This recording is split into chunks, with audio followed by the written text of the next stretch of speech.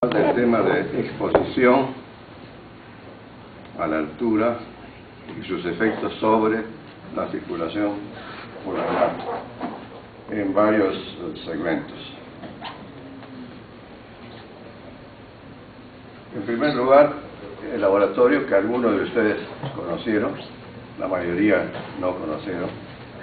Este es el laboratorio situado en Morococha, a 4.540 metros de altura, que se construyó gracias al esfuerzo tesonero del profesor Hurtado y con el apoyo económico de la Fuerza Aérea Americana. Al ver esta figura me trae muchos recuerdos de todo el grupo que trabajó conmigo. Es un homenaje para ellos. El doctor Francisco Cime, al que lo envié previamente a San Pablo para perfeccionarse en hemodinámica, Raúl Gamboa, que recién se acaba de recibir, Banquero, Cruz, Dyer, muchos otros. Pasábamos acá a veces un mes y luego veníamos por pocos días a Lima. Cuando hacíamos eso y regresábamos, no sentíamos absolutamente nada. Es como si hubiéramos permanecido arriba. Son los efectos de la hipoxia intermitente, pero prolongada, con prolongados periodos. En cambio, cuando veníamos con intervalos de una semana, siempre sentíamos algo del soroche al regresar.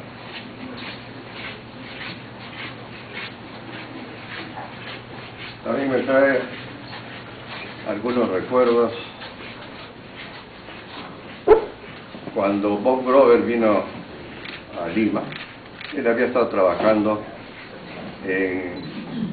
experimentalmente en terneros, produciéndoles hipertensión pulmonar al subirlos a lugares altos, pero se había enterado de nuestro trabajo y él vino, estuvo con nosotros un tiempo. La primera vez que fue a este laboratorio, llegó hasta el laboratorio y dijo: a mí no me ha pasado nada. Enseguida subió al segundo piso y al seguir al segundo piso se desmayó. Eso lo describe en un libro, Intercambio gaseoso de Wagner, en un capítulo que tiene, describe ese episodio. Otro médico que me vino a visitar fue el doctor Hans Heck del NIH, que vino para vigilar lo que hacíamos. No, con él no ocurrió felizmente nada. Otro recuerdo que tengo es que estando nosotros ahí ya como un mes, llegaron unos montañistas americanos que venían de escalar grandes nevadas. Nosotros cuando estábamos ahí en nuestro descanso, habíamos intentado subir a unas montañas cerca de más de 5.000 metros y siempre teníamos que rendirnos, no lo logramos hacer. Estos montañistas vinieron y al día siguiente que vinieron subieron hasta los 6.000 metros dejando atrás al guía, lo que demuestra el entrenamiento a la altura, la adaptación. Y otro recuerdo que tengo no muy bueno es que nosotros estábamos en el segundo piso, en el primer piso todos los laboratorios para cardiología, hematología, respiración. De paso, que es el único laboratorio en toda la historia de la medicina de altura, el único laboratorio con un equipo de cateterismo permanente a 4.500 metros de altura, en una población, para estudiar la población, para estudiar casos que se presentaban de edema pulmonar, de mal de montaña, etc. Hay un laboratorio a la misma altura en Europa, en lo que se llama el refugio Regina Margherita, que está en el Monte Rosa, a la misma altura, en el norte de Italia. Pero es un laboratorio donde no hay población. Es simplemente un laboratorio instalado ahí, donde se hacen experimentos, se induce en personas propensas a edema pulmonar, comparándolo con las resistentes, se induce el edema pulmonar y se estudia. Pero un laboratorio estable en una ciudad, no. Hay laboratorios a mediana altura, La Paz tiene, Ecuador tiene, Quito, Bogotá, etcétera, etcétera. Los chinos tienen a 2.200 metros, pero no a esta altura. El recuerdo que les decía desagradable era que mientras estábamos ahí, habíamos hecho un contrato con el ejército, estudiábamos soldados. Y por accidente, el sargento que los cuidaba se le escapó un tiro y hirió en el abdomen a uno de los soldados que estábamos estudiando. Bueno, fue un momento dramático que entró en shock. Y el chofer del instituto, que hasta lo recuerdo, no recuerdo el nombre, nos llevó en un tiempo récord de Morococha a La Oroya. Por suerte, en La Oroya, era por el año 1956, por ahí. Por suerte, el Acero de Pasco Corporation tenían como jefe de cirugía a un cirujano de guerra alemán. Terminada la guerra, fue a Estados Unidos y vino acá. Y felizmente pudo salvar a este hombre que llegó ya muriéndose en shock. Tenía perforaciones en intestino, hígado, vasos, hicieron una esplenectomía y lo salvó.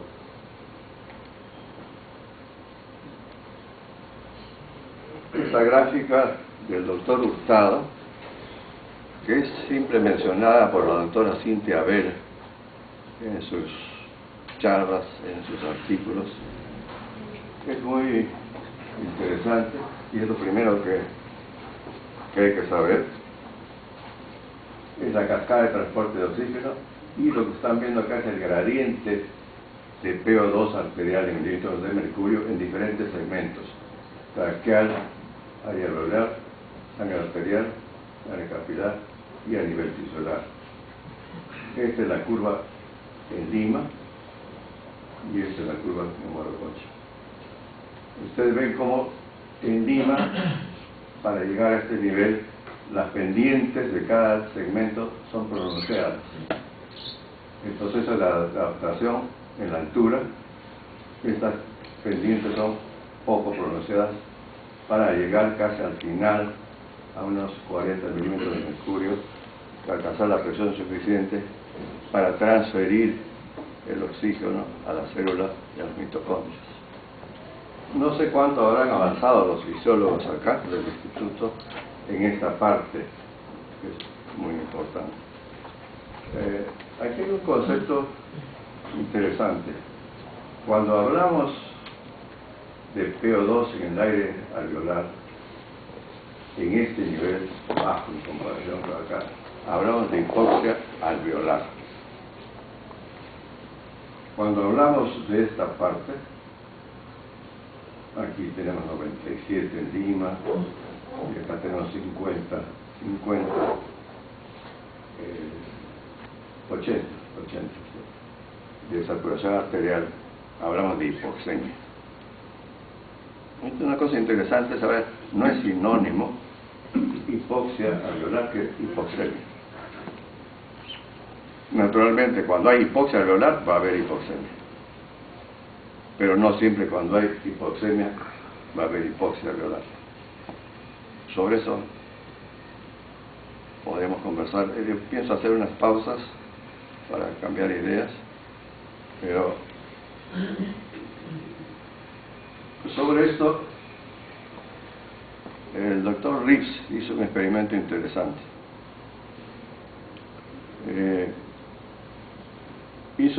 En terneros creó un shunt uniendo vena cava inferior a la aurícula izquierda. Siempre también desemboca la aurícula derecha, pero así conseguía un shunt para pasar sangre venosa al sistema arterial. Produjo una severa hipoxemia y severa polisistemia, pero no había hipertensión pulmonar. Cuando esos mismos animales se les exponía a la altura, inmediatamente hacían hipertensión pulmonar. Ese hecho es muy interesante, y quién sabe los fisiólogos de acá, que algún día me estaban hablando de trabajos que estaban haciendo en ratones transgénicos con sobreexpresión de eritropoyetina. Son animales con exceso de una policitemia excesiva, pero esos animales, ellos tuvieron la circulación sistémica, y sin embargo con esa policitemia, hipoxemia, viscosidad elevada, no hacían hipertensión arterial sistémica, porque pues si el estrés activa el endotelio, genera la sintasa del óxido nítrico, libera óxido nítrico, eso compensa, dilata, y no tenía.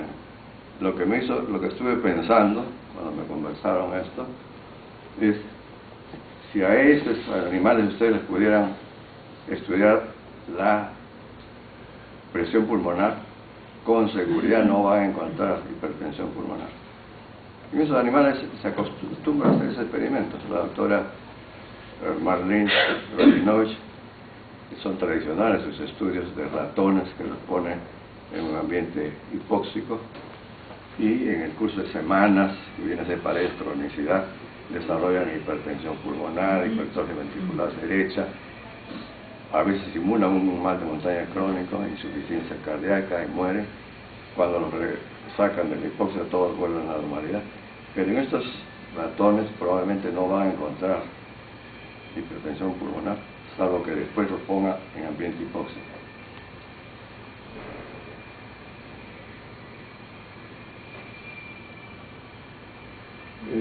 Vamos a tratar estos segmentos.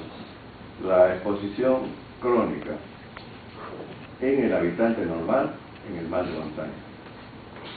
La exposición aguda, ¿qué efectos tiene en el mal de montaña agudo, o sea el soroche, que le dieron pulmonar agudo? Y finalmente, la exposición subaguda, lo que se llama el mal de montaña subagudo, que es de todas las más recientes enfermedades que se descubrieron principalmente en China.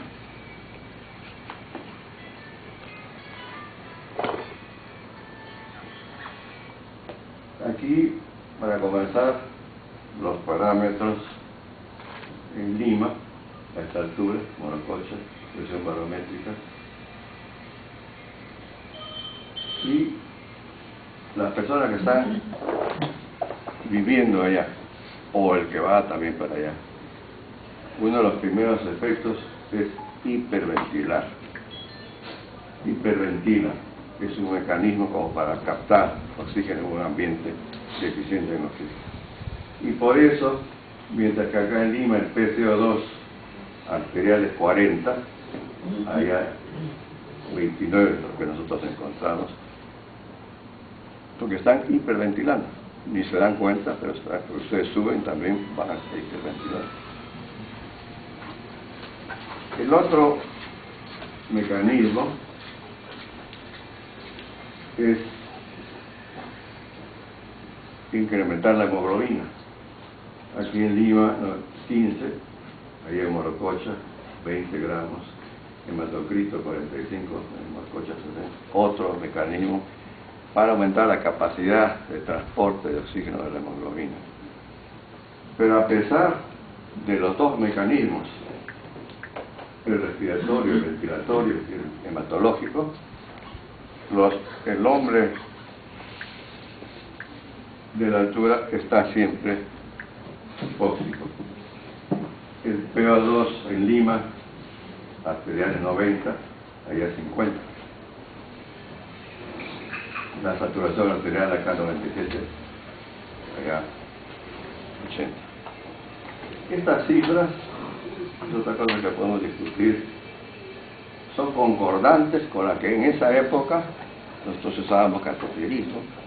Para los cálculos usamos la fórmula de Fick, usábamos el Pan-Slide, en fin.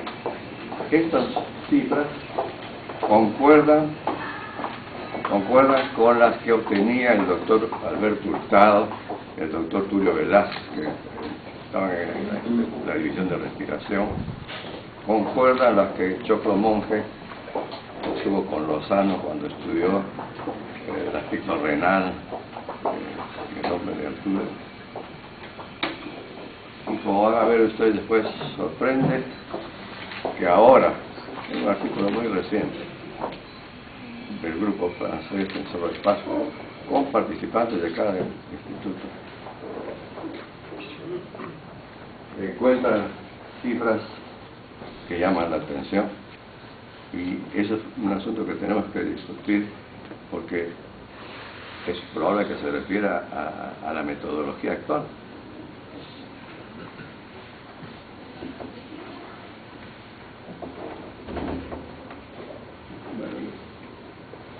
Aquí en el Perú fue el lugar donde se comenzaron los estudios del cateterismo cardíaco.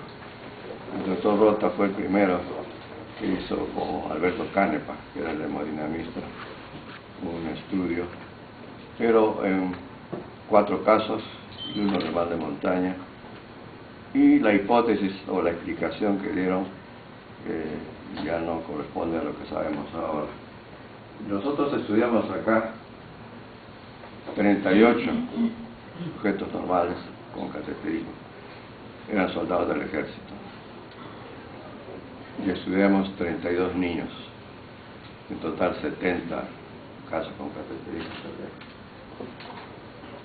Hablando de adultos, estas son las cifras que obteníamos. Cuando se habla de hipertensión pulmonar, de 20 a 30 milímetros de mercurio de presión media. Estamos hablando de una hipertensión leve, ligera. Cuando hablamos de 30 a 40 es moderada, y más de 40 es severa hipertensión pulmonar. Posteriormente hubo otros estudios en el Perú, en La Oroya, por el doctor Fulber, en el Cerro de Pasco.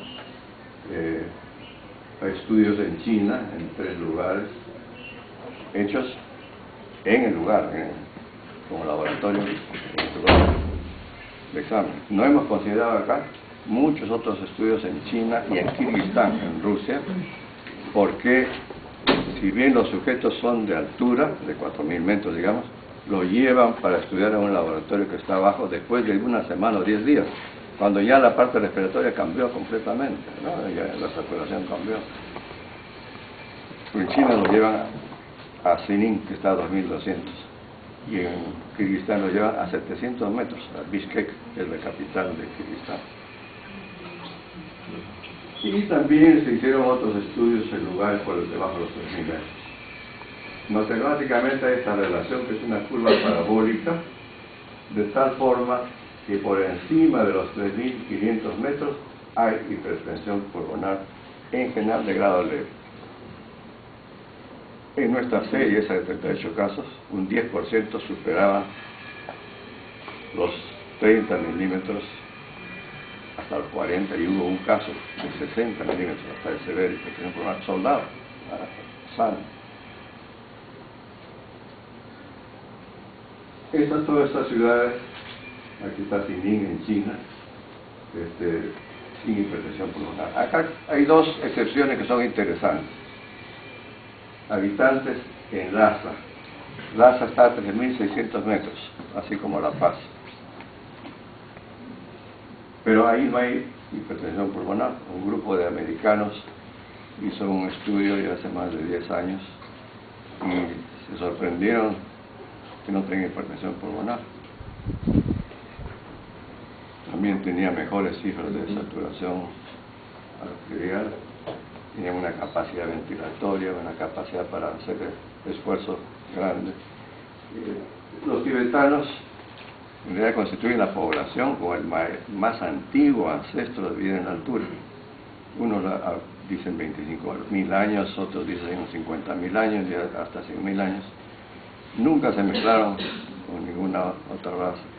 Ellos están aclimatados totalmente, incluso genéticamente, de tal manera que se comportan como a nivel del mar. Hay un estudio, eso ya hace investigaciones cardiológicas, hematológicas, respiratorias, que ya mencionaban esto, pero hace solo 2 años que en la Universidad de California, Berkeley, un grupo de investigadores chinos, un danés, especialista en genética y en teoría de la evolución, el doctor Rasmus Nielsen, y creo que también participó nuestro compatriota, el doctor Bustamante, ya hicieron un estudio genético en donde encuentran hasta 90 genes en los cuales hay polimorfismo, mutaciones en genes que tienen que ver con la utilización de oxígeno en el cuerpo. Y frente a esto, tenemos otra excepción, Leadville. Leadville es una población que está en Colorado a 3.100 metros, que se fundó en 1788, durante la época de la fiebre del oro en Estados Unidos. Y vinieron gente de Europa. Los habitantes de ahora son descendientes europeos, pero tienen pocas generaciones. Y en ellos, Bob Grover, que estuvo acá, él estaba haciendo experimentos en animales, pero al regresar estudió un grupo, eran adolescentes de una escuela, y encontró que las presiones pulmonares, comprobó lo que quería comprobar los estudios nuestros, que había hipertensión pulmonar en lugar de altura, pero sorprendentemente para los 3.100 metros era excesiva la respuesta. En parte yo pienso porque eran jóvenes, ¿no? Eran escolares, pero en parte él tuvo la hipótesis de que cuanto más nuevos, como recién llegados, generalmente hay más presión de la que se piensa. Y en cambio, los que están muchísimos años, ya había una verdadera selección a través de centurias y milenios, tienen presión más baja. Fue visionario, porque su hipótesis se confirmó con este hallazgo posterior. Y esta es la relación entre la saturación arterial y altura. Es como si acá reemplazáramos la altura por la simple presión arterial. A mayor altura, mayor presión arterial. Es una relación inversa. Paralelamente a nuestros estudios, el grupo de Javier Arias Estela hizo interesantes estudios y él hizo estudios histológicos en habitantes de la altura, desde niños hasta adultos, que morían en accidentes o que morían por alguna enfermedad que no tiene nada que ver con enfermedades cardiopulmonares, y estudió las 2 vías paralelas, la vía circulatoria y la vía aérea, en 3 segmentos, proximales, mediales y distales. Acá fue donde encontró que en las arterias más distales, más pequeñas, que corren paralelamente a los acinos, acá había exceso, una capa media con exceso de capas de células musculares lisas, y que se extendía hasta las arteriolas. Este punto es importante, porque arteriolas, acá en Lima, no hay capa muscular. Las 2 capas elásticas están adosadas entre sí y no hay capa muscular. Visto de forma longitudinal, esta es una arteria distal que solo en su primera parte tiene músculo, después ya no. Acá es donde en la altura ya existe una buena cantidad de músculo e incluso se extiende hasta donde no debe haber capa muscular, o sea, hasta las arteriolas se extiende, y corresponde a esa porción al final. Esta es una pequeña arteria distal pulmonar con una gruesa capa muscular entre las 2 elásticas, y aquí ven una arteriola, la zona arteriola de menos de 100 micras, que no debería tener capa muscular, pero acá hay capa muscular entre las dos capas elásticas. Todo esto es lo que crea la resistencia y eleva la presión pulmonar. Ahora, ¿por qué tienen esto? Esta es una idea que en realidad no está bien generalizada o bien conocida, y muchos de los investigadores serios actuales, cuando se habla de este tema, hablan como si al nacer la persona de altura haya adquirido ese grosor, ¿no? Como si una persona de Lima, que ustedes por ejemplo van y se quedan décadas allá, va a aumentar el grosor de la capa media. Pero no es así. El asunto es que al nacer en cualquier altura, aquí en Lima, en La Doya, en Huancayo, en Maracocha, todos nacemos con hipertensión pulmonar y severa, porque esto es lo que había en el feto, y este patrón fetal se ve inmediatamente en el periodo postnatal.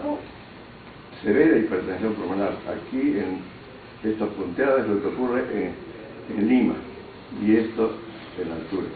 En Lima, en cualquier lugar de la costa, esta severa hipertensión pulmonar rápido cae, y en 72 horas ya va a tener el nivel que todos tenemos en lugares bajos de presión pulmonar. En parte es porque viene una dilatación, hay cambio estructural, pero también hay un componente de vasoconstricción. En cambio, en la altura, este proceso, esta remodelación, esta es la remodelación normal. En cambio, en la altura hay una remodelación lenta, va bajando con el incremento de la edad. Aquí en 1 a 5 años ya está en 45 milímetros, en vez de 60, y después en el adolescente, el adulto, a esta altura de 4500 queda hipertensión pulmonar de aproximadamente 28-30 milímetros de mercurio.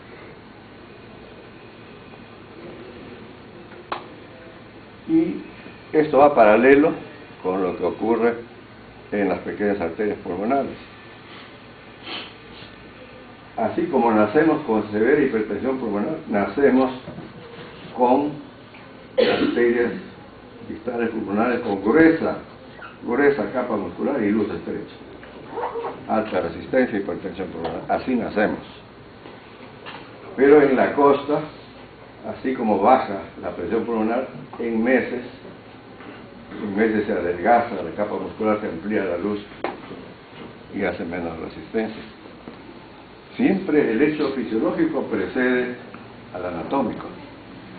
Por ejemplo, cuando un paciente que ha nacido con una válvula pulmonar muy estrecha y tiene un ventrículo derecho grueso, con mucha hipertrofia, en el momento que se opera, en ese momento se arregla la parte hemodinámica, pero no puede cambiar instantáneamente, no se puede adelgazar el corazón, toma tiempo. Algo parecido sucede acá. Acá cae esta presión, pero esto demora unos meses.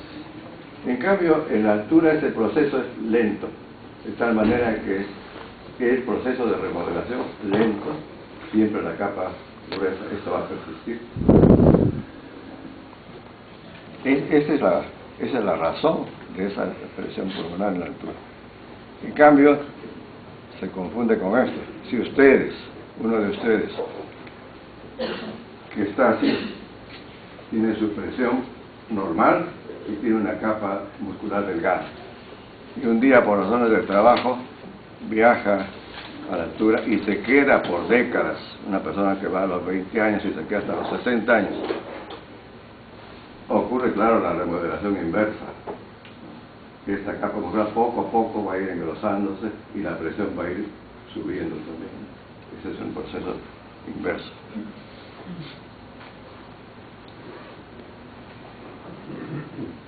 Desde el punto de vista del electrocardiograma, aquí se está representando, ustedes saben que el electrocardiograma en realidad lo que está captando, hablando de los ventrículos, es el momento en que, cuando llega el estímulo que nace en el nodo sinusal, atraviesa el haz de His, las ramas, y llega y estimula al músculo.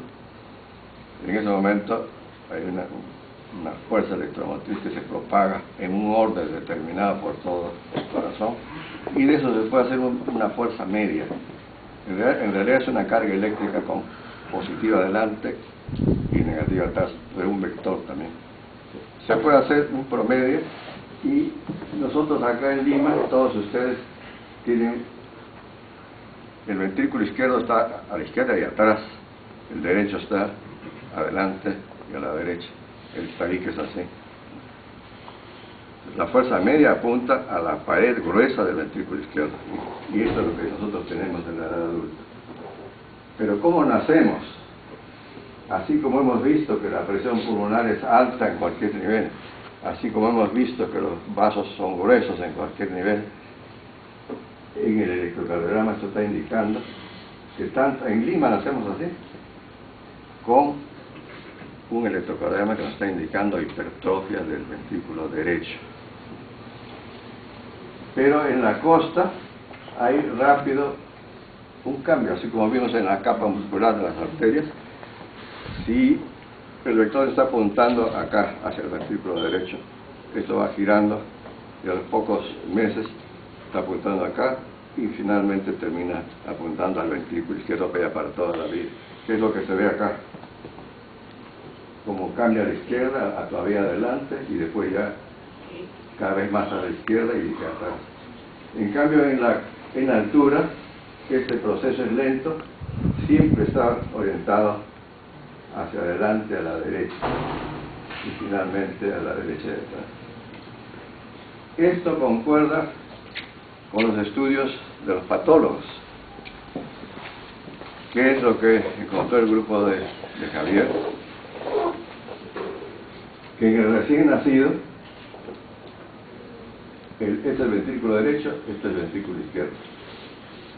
Tanto a nivel del mar como en la altura hay un grueso ventrículo derecho, incluso superando a la izquierda. Así nacemos. Pero en la costa, esto va cambiando.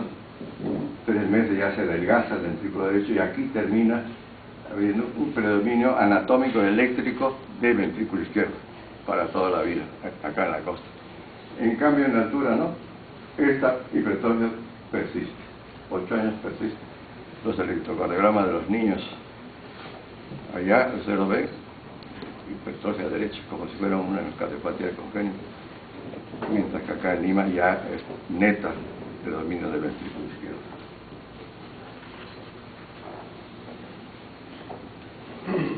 Y esto es para mostrarles, siguiendo esta misma línea, cómo a medida que ustedes suben y estudian habitantes, por ejemplo acá se estudió 1500 casos. Es interesante mencionarles que el estudio estadístico de este estudio lo hizo el profesor Hurtado. A él le dimos el material porque era un especialista en los cálculos estadísticos. Aquí hicimos 1500 casos estudiados en 5 ciudades: Lima, Arequipa, Huancayo, La Oroya, Cerro de Pasco y Morococha. Y en edades: recién nacidos, 2 grupos de lactantes, 1 a 3 meses, 4 a 11 meses, 2 grupos de niños, 1 a 5 años, 6 a 14, adolescentes y 2 grupos de adultos. Esto es para ver un indicio de hipertrofia ventricular derecha que se traduce por ese vector que les acabo de enseñar. Entonces, en el recién nacido, esto que está todo a 145 significa que el vector está apuntando en este sentido, en toda altura, en cualquier altura, está apuntando al ventrículo derecho. Pero a medida que avanzamos en edad, acá ya va disminuyendo. Todavía en los lugares más altos va a seguir como el recién nacido, pero ya en Arequipa y en Lima comienza a cambiar. de 4 a 11 meses, ya esto está orientado a la izquierda, pero en Huancayo persiste la evidencia hasta 1 año de edad. En la Oroya persiste la evidencia, todo en verde significa más de 90 grados como un indicio de sector ventricular derecho. En la Oroya hasta los 5 años, en el Cerro de Pasco hasta los 15 a 20 años, y en Morococha hasta la edad avanzada. Esto los chinos lo han hecho con estudio hemodinámico, no con electrocardiograma, usando ecodoppler. Entonces eran en Shanghái, a nivel del mar, en Xining, a mediana altura, y en un lugar a casi 4.000 metros. Y encontraron en Shanghái, normal, predominio presión baja, llegan a Xining, la presión incrementa un poco, y llegan al lugar más alto, presión más alta, y en ese lugar alto, a medida que avanza la edad, van creciendo el niño, disminuye la hipertrofia derecha.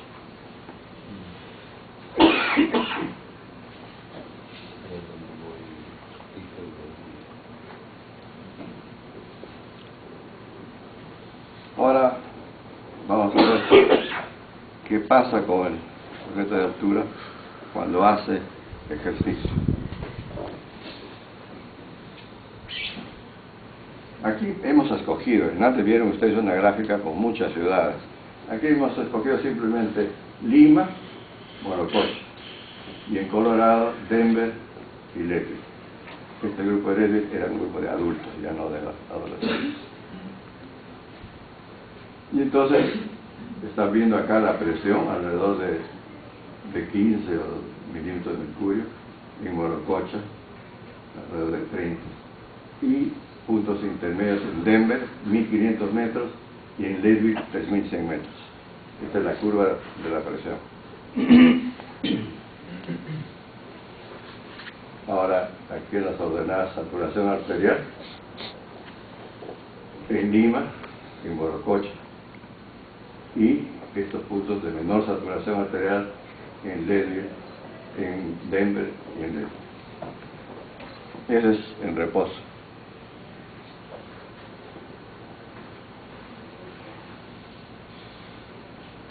Con el ejercicio, ¿qué pasa? Vean la diferencia entre reposo y ejercicio en cada nivel. La presión pulmonar sube, pero el aumento de presión pulmonar a esta altura es grande, casi se duplica, de 30 a 60 milímetros de mercurio. Acá en Leadville el aumento es menor, en Denver menor y en Lima mucho menor. Eso es lo que pasa con la presión. Y con la saturación arterial, vean acá, en Lima, con el ejercicio, a un ejercicio máximo. Prácticamente no se modifica, muy poco la saturación arterial. En Denver un poco, en Leadville más, y acá hay una caída porcentual de 10 puntos, de 80 a 70 a esta altura. Esto lo reportamos en 1962, por primera vez en la reunión que tuvimos en Aspen, en Colorado, y el grupo de Grover había hecho el mismo estudio en esos estudiantes y encontró lo mismo, ¿no? Encontró lo mismo, pero con menor magnitud de cambios acá en Leadville. Y simultáneamente ese año, el año 62, el doctor West publicó un artículo que se llamaba La presión arterial en grandes alturas en el Everest, a 5.000, 6.000, por encima de 6.000 metros. Y encontraba, pues, él no me estoy refiriendo, él no hizo la presión pulmonar, sino la saturación arterial. Y así como acá, a 4.500 cae la saturación en esta forma, en él, con el ejercicio. Incluso hizo 3 tipos de ejercicios. Y caía cada vez más. Y llegó a cifras increíbles de 50% de saturación. En el mismo año 62, West, los americanos de Grover, de Leadville, y nosotros mencionamos el hecho. Y para terminar este primer segmento, así como interesa en el ejercicio ver la relación entre la presión arterial y la saturación, interesa ver la relación entre presión pulmonar y cardiac output, el gasto cardíaco. Como ustedes saben, cuando ustedes hacen ejercicio, aumentan el consumo de oxígeno, el gasto cardíaco también aumenta y la presión pulmonar también aumenta. Aquí ponemos el gasto cardíaco en litros, ¿no? Pues el índice cardíaco, que es esto mismo referido al metro cuadrado de superficie. Lo que está en anaranjado, esto de acá, son casos en Lima, y lo que está en verde son casos en la altura. ¿Qué cosa es lo que se observa? Para comenzar, ustedes ven una diferencia grande en la pendiente, en la inclinación de las cifras, de las líneas en Lima con la pendiente que hay en altura. Acá en Lima, en línea continua significa cateterismo y línea punteada ecocardiograma. Por ejemplo, aquí el trabajo nuestro con banquero, ¿no? Línea continua, cateterismo. Un trabajo apenas con 50 vatios, o sea, un ejercicio mínimo, pequeño. Aumenta el consumo de oxígeno, aumenta el gasto cardíaco y la presión aumenta discretamente. Acá con ecocardiograma, este doctor, también un cambio pequeño. Pero un ejercicio fuerte no solo duplica, triplica, así como quintuplica el consumo de oxígeno, duplica y triplica el gasto cardíaco. Aquí ven este estudio de Argento con eco, de cateterismo de Bergegaard, un sueco, y estos eran atletas, desde el principio tienen su gasto cardíaco alto. Aquí el gasto cardíaco entonces aumenta mucho, y sin embargo no sube mucho la presión. En cambio, acá, todos estos trabajos fueron hechos con un ejercicio mínimo, 50 vatios, por eso que el gasto cardíaco aumenta poco, pero se dispara la presión pulmonar, ¿no? Se dispara. Entonces, ¿eso a qué se debe? Aquí en Lima, aunque ustedes hagan un ejercicio fuerte, los vasos pulmonares, que tienen capa delgada muscular, se dilatan, se distienden y alojan ese flujo grande que ustedes están, y no aumenta la presión. Pero en la altura, en los habitantes de altura que tienen gruesa capa muscular, la arteria no es distensible. Por lo tanto, aunque llegue poco flujo de aumento, se dispara la presión arterial. Por eso es la diferencia que ven ustedes acá. Pero ustedes dirán, hay una excepción, estoy viendo una excepción, efectivamente. Este estudio verde es de la altura. ¿Y por qué se comporta como del nivel del mar?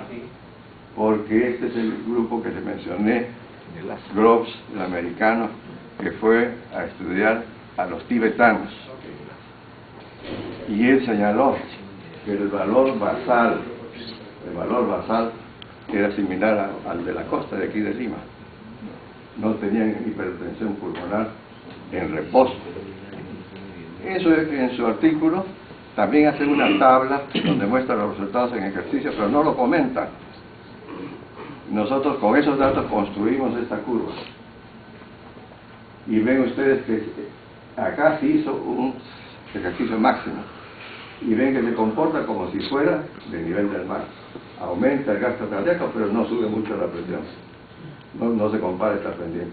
O sea, eso significa que en esfuerzo también se demuestra que esta gente está plenamente adaptada y se comporta como si fuera de nivel del mar. Bueno, aquí podemos hacer una pausa. Si quieren hacer unas preguntas. Yo también quiero comentar dos cosas. Me ha llamado la atención esa discrepancia que quieren arrojar sobre los valores del PO2.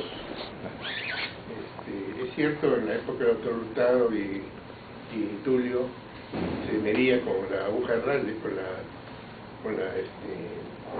es la aguja, sino con la pipeta Rayleigh, ¿no? Que, bueno, es una técnica bien manual de equilibrar con una jeringa, una hojita con la muestra en agua para mantener una temperatura constante, ¿no? Y realmente es una técnica en que la habilidad del operador es clave para hacer una buena medida, ¿no? Pero yo también he hecho esa técnica, ¿no? Requiere bastante dificultad para hacerse diestro en la técnica, ¿no? Pero posteriormente nosotros hemos hecho pues ya las medidas con electrodos, en macrométodo, en micrométodo, hemos hecho con Severin-Haus, inventor del electrodo, de los electrodos para bicarbonato y pH, las medidas se hacían con electrodos de Clark, y las medidas se han hecho siempre en esos estudios estandarizando cada muestra. O sea, en cada muestra metíamos, antes de leer la muestra, metíamos patrón para tener una... Así que los resultados pues son realmente muy seguros. Entonces me extraña de que se hayan puesto en controversia los resultados. Bueno, explicarnos eso es lo que está pasando. Sí. Eso, como después vamos a ver, también ahora que se mide la presión arterial con ecodoppler, pues ¿dónde está la hipertensión pulmonar? Ahora vamos a ver eso, ¿no? Y tiene su explicación muy fácil, ¿no? Una cosa es el cateterismo con medidas reales, intravasculares, intracardíacas, y otra cosa son medidas estimadas y que hay que tener mucha experiencia. Pero hablando de, por ejemplo, una cosa interesante, hemoglobina, ¿no? En Morococha nosotros encontramos una hemoglobina de 20. Concordaban con las cifras que daban el doctor Hurtado, Asta, etc. En Cerro de Pasco, son 200 metros menos, nada más. En Cerro de Pasco hay estudios de Fabiola, con Arregui, y ya ellos encontraron en Cerro de Pasco, bueno, una diferencia razonable. Si en Morococha hay 20, ellos encontraban 18, 19. Hay un artículo, es una carta que mandó Choclo Monge con sus colaboradores a New England Journal of Medicine. Una carta, no tiene ni una página, pero que tiene cosas esenciales. Y entonces él estudió, buscando los expedientes del Cerro de Pasco, más de cerca de 3.000 casos que los habían seguido por años, y comenzó a ver la hemoglobina por edades, ¿no? Por ejemplo, de 20 a 25 años, 18.3. En eso se basó después el famoso criterio para mal de montaña, el score, 18.3. Después de 30 a 40, aumentaba. De 40 a 50, 19. Retengan esto, 19 gramos. En los estudios actuales, cuando usted quiere comparar mal de montaña, tiene que tener un patrón normal, ¿no? Ese patrón normal, los que hacen mal de montaña están entre los 45 y 50 años. O sea que ese patrón debería ser 19. Hoy sí es más joven, 18, 19.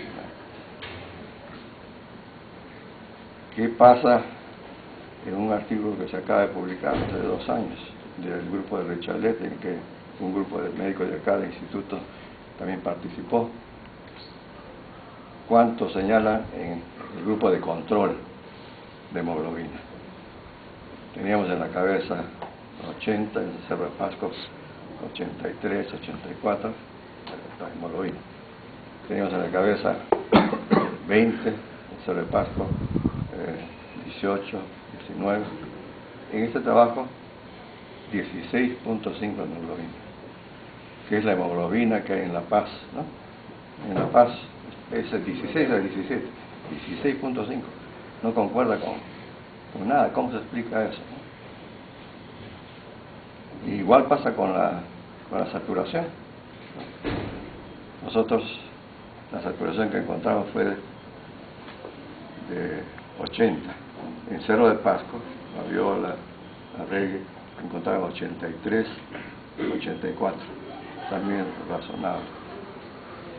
Y en este estudio que le acabo de mencionar, ¿cuál es la saturación? 90. 90 es la saturación de La Paz. Entonces, eso ¿Cómo determinar la no es saturación? lógico. Porque uno de los problemas que hemos tenido nosotros, y el doctor González también, es que si uno la saturación arriba de los 3.000 metros quiere hacerla con los saturómetros con que se mide a nivel del mar, no sirve. Entonces la pregunta era con qué... Bueno, eso, en la época nuestra, ya les digo, se trabajaba como el doctor Hurtado, todo era con gasometría, ¿no? Y basándose en la fórmula de Fick.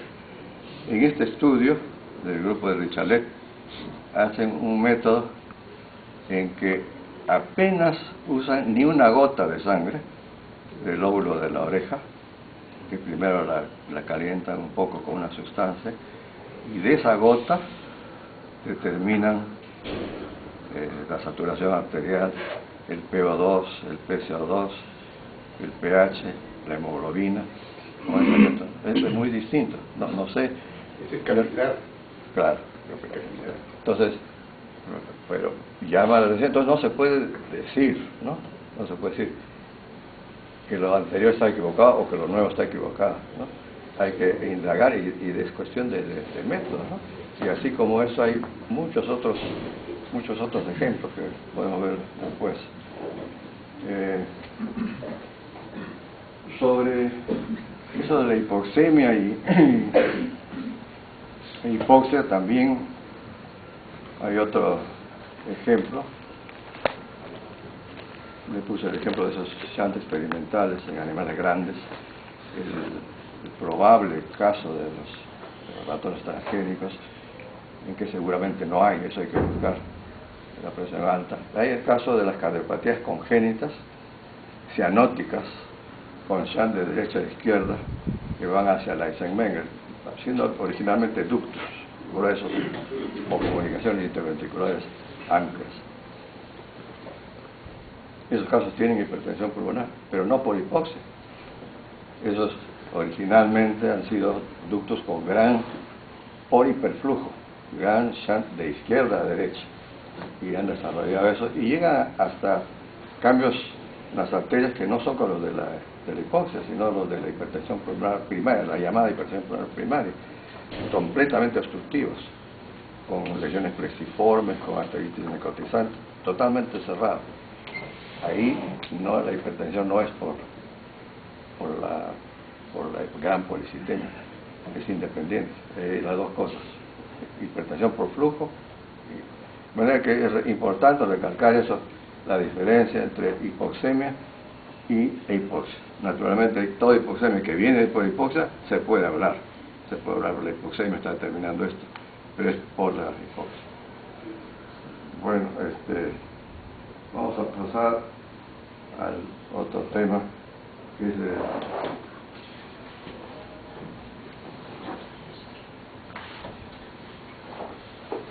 todo lo que hemos visto hasta ahora es en el hombre normal, y lo que se llama el mal de Montaña-Clones. Algunos residentes que están décadas, sea que nacieron ahí o que fueron muy jóvenes, comienzan a perder su capacidad de adaptación. ¿Qué pasa en ellos? Comienzan, les he dicho que normalmente tienen que hiperventilar, aunque en nativo de la altura su respuesta ventilatoria y la hipoxia es menor, porque tienen esta desensitización que Amador estudió con Sebringhaus, ¿no? Es interesante. Pues, pero de todas maneras hay hiperventilación. ¿Y qué pasa? Comienza a disminuir gradualmente su capacidad de hiperventilar. Hay una hipoventilación relativa. Relativa decimos porque no llegan pues a tener como un PCO2 que pase de 40, como en un EPOC, por ejemplo, en Lima, ¿no? Pero se acerca, hay una hipoventilación relativa. Y este cuadro es irreversible cuando se baja a nivel del mar y desaparece todo. Rápido desaparece la parte de la hipoxia alveolar y hipoxemia, la saturación arterial se normaliza rápidamente. Poco a poco vienen los cambios hematológicos, la policitemia disminuye y ya más tardío va a ir cambiando la parte estructural de las arterias pulmonares y del corazón. Mira, pasa como 1 año, 2 años para que se normalice.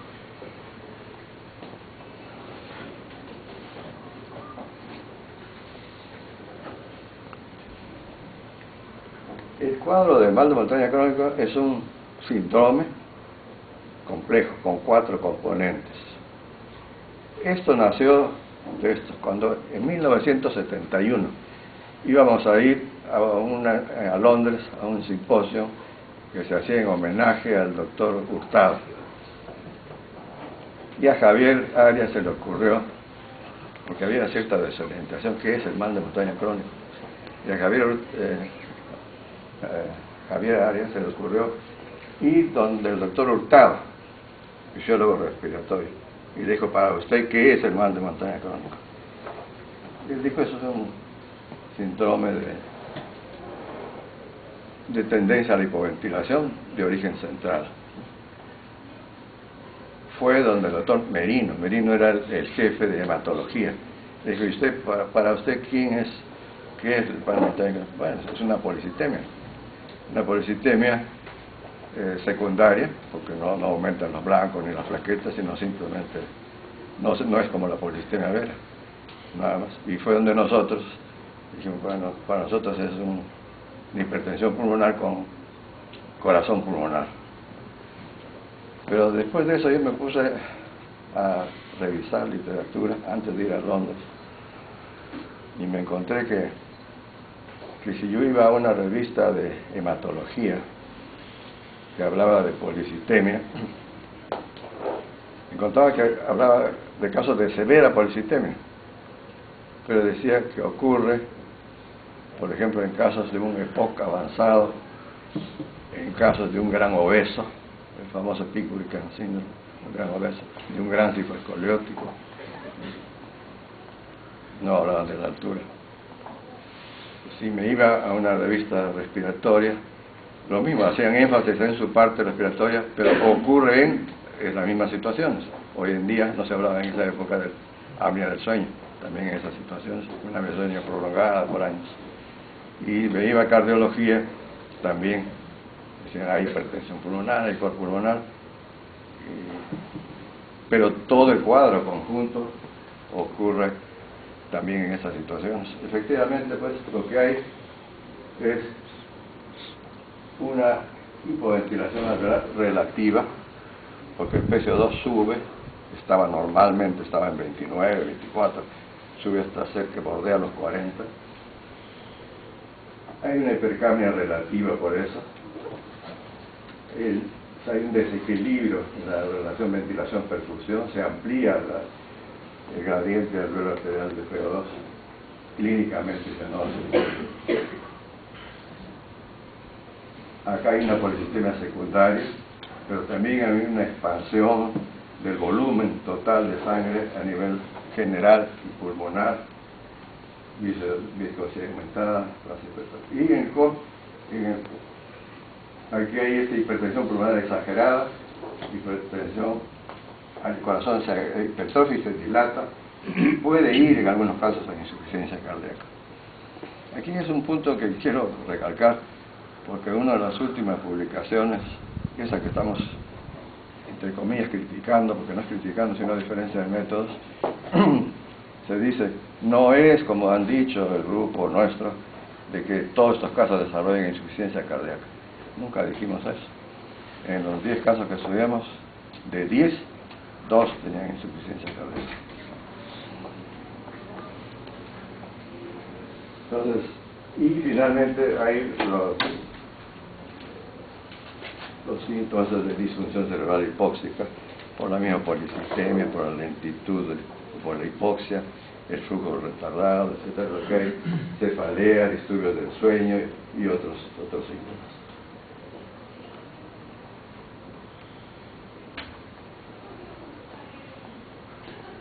Y esto es una comparación. Acá ven normales del nivel del mar, normales de la altura, y eso es lo que encontramos en el mar de montaña crónico.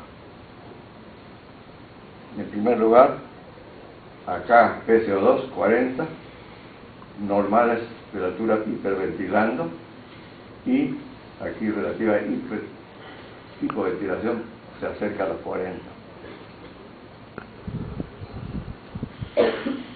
En Lima, PO2 90, acá normal es 50, el PO2 arterial en Morococha, y acá se acentúa la hipoxemia. La saturación arterial 97, en Morococha 80, y en mar de montaña llegamos a 70. Luego 15 gramos de hemoglobina, 20, 25, hematocristo 45, 60 en el normal, 80, y finalmente la presión pulmonar 12, 28, 47. Este es un punto muy importante en el mal de montaña crónico, la relación entre saturación arterial y presión pulmonar. Estos puntos en rojo son de mal de montaña crónico, estos son nativos de Cerro de Pasco, estos también viven en Cerro de Pasco, y la cifra en Lima 97% de saturación con unos 14 de presión arterial normal. Ya en Cerro de Pasco baja la saturación, aumenta la presión, pero acá el promedio que encontramos nosotros fue saturación 70 y 47 de presión pulmonar, o sea, severa hipertensión pulmonar. El caso este caso al extremo, tenía 63 de saturación y 85 de presión pulmonar.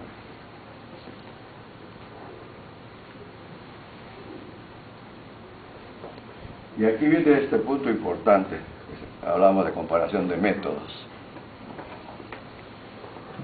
En este cuadrado, en este segmento, es donde existe esa relación que hablamos de una curva parabólica, de tal forma que por encima de los 3.500 metros hay una presión entre 20 y 30, ligera hipertensión pulmonar.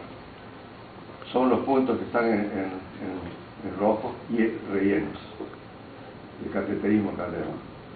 En estos sitios recientemente, en La Paz y en Cerro de Pasco, se han hecho mediciones con cateterismo con ecodoppler, y las cifras son inferiores, no llegan a ser hipertensión pulmonar. Pero lo más saltante es esta diferencia notable cuando hablamos de mal de montaña. Miren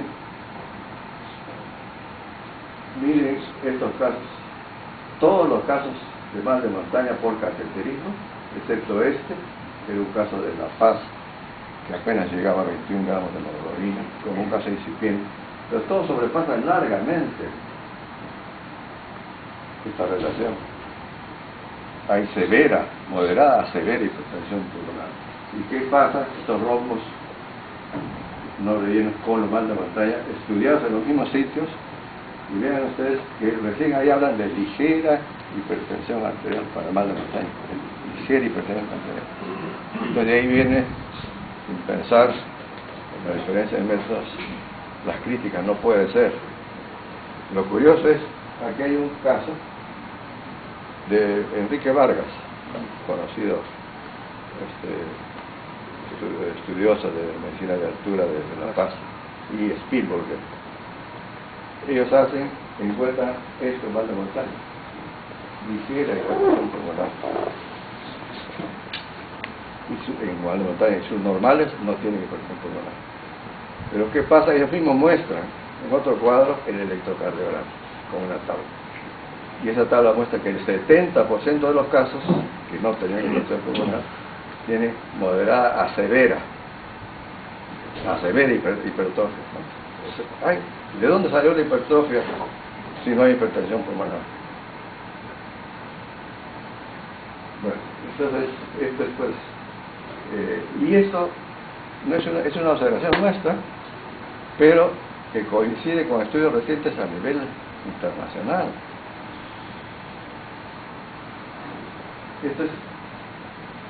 Estos son estudios de grupos muy importantes. Aquí está la Universidad de Johns Hopkins, aquí la Universidad de Pensilvania, de la Universidad de Chicago. Este grupo es el grupo más importante de estudios de hipertensión pulmonar primaria en el mundo, y han hecho estudios prospectivos de 5 años, 8 años, simultáneamente cateterismo y ecodoppler, y al final ustedes llegan a la conclusión de que no son métodos comparables, que si uno quiere realmente saber la presión pulmonar tiene que hacerlo por cateterismo. Con eso no que se quiere decir que es inútil, no. El ecocardiograma es un método utilísimo, en primer lugar porque no necesita todo el aparataje que un cateterismo, en segundo lugar porque sirve en estudios seriados, por ejemplo para el uso de un medicamento, y se quiere ver el efecto del medicamento, si es insuficiencia cardíaca, la fracción de eyección. Es muy útil comparar, es muy útil el eco, pero me está diciendo no son valores estrictamente comparables. No son, los valores de eco son estimados, los otros son valores reales, ¿no? Y la dificultad viene sobre todo cuando las presiones no son muy altas. En estos casos es toda una gama de hipertensiones de diferentes etiologías, medianas, severas, de todo. Los casos de altura no son de tanta hipertensión pulmonar. Entonces, esto es fundamental. Ellos llegan a esa conclusión, que hay discrepancias que generalmente subestiman no solo la presión pulmonar, sino el gasto cardíaco. En otros casos lo sobreestiman, pero generalmente subestiman. Y vuelvo a repetir, con eso de ninguna manera se quita el valor del ecocardiograma. Usted lo va a instalar a 5.000 metros en un equipo de cateterismo hoy en día, porque es más fácil transportar un equipo de ecocardiograma, ¿no? Pero hay que saber bien lo que se está hablando. Entonces, no se puede decir, porque mi ecocardiograma no da hipertensión pulmonar, lo que hicieron ustedes estaba mal, ¿no? Cuando resulta ese caso, por ejemplo, tan típico. No hay hipertensión, sin embargo hay severa hipertrofia ventricular derecha.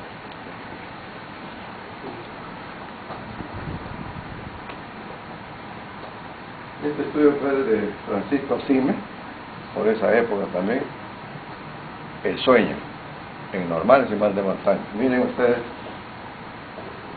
el normal despierto, con este PCO2, cuando duerme, aumenta porque está hipoventilando.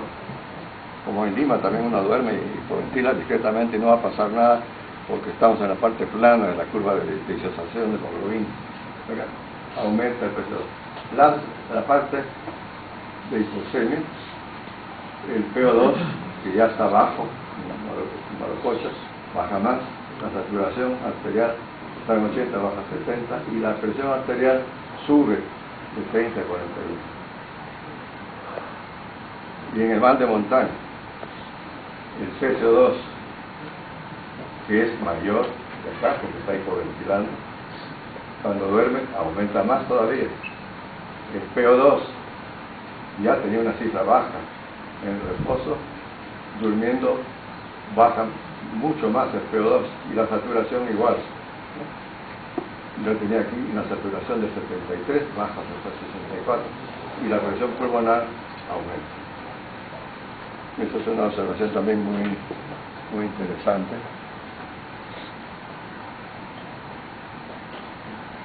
Y que se explica así. Estamos acá en Lima. Esta es saturación arterial y PO2. Esta es lo que se llama la curva de disociación de la hemoglobina. Estamos acá en Lima, una persona normal, digamos 97 o un PO2, digamos de 90, y estamos en la parte plana, no influye en la saturación arterial, en la saturación normal. Si es un fumador antiguo, que todavía no tiene grandes signos o sintomatología, pero que ya hipoventila más cuando el sueño, baja acá, miren, 10 milímetros y tampoco influye mucho. Pero trasladémonos ahora a Morococha, acá, un habitante de Morococha, que está con 50 de PO2 arterial, con que baje 5 milímetros, ¿no?, cuando duerme, y el cambio en la saturación ya es mayor, porque estamos en el punto de inflexión de la curva. Si es acá un mal de montaña que está con este PO2 y baja 5 milímetros, baja más todavía su saturación. Y así se explica los aumentos de presión cuando duerme el sujeto. Es por eso que a toda persona que tiene un problema obstructivo en Lima pulmonar está contraindicado el viaje en la altura, porque va a ocurrir ese desastre, ¿no?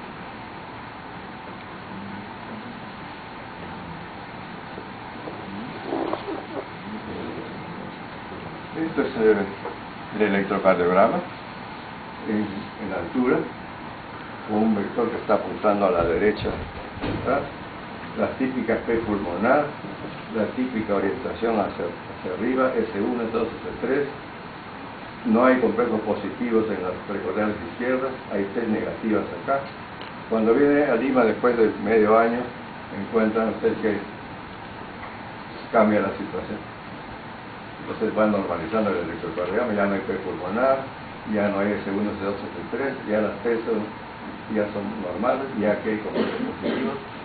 Y desde el punto de vista del corazón, esto es lo que pasa también, el tamaño del corazón disminuye y la vascularización también disminuye. Y pasando a esta parte, es muy importante este conocimiento como un problema de salud pública en la altura. Y ahí viene un problema importante. ¿Cuáles son esas medidas preventivas? En primer lugar, lo del tabaco. El tabaco. Luego la polución ambiental, sobre todo en zonas mineras. La polución doméstica, por lo que ha estudiado tanto Citrocinelli, que es estar expuesto a los humos de la combustión de la leña o de otros combustibles de biomasa. Y que eso no solo se describe acá en Perú, en muchas partes de Asia, de China, en los sitios más pobres, eso es lo que pasa, ¿no? Y que ustedes están mejorando ahora con nuevos diseños de cocina. Todo eso influye. Por supuesto, la gran obesidad también, si hay enfermedades pulmonares, es pésimo. Las personas que tienen apnea del sueño, prolongada, igual.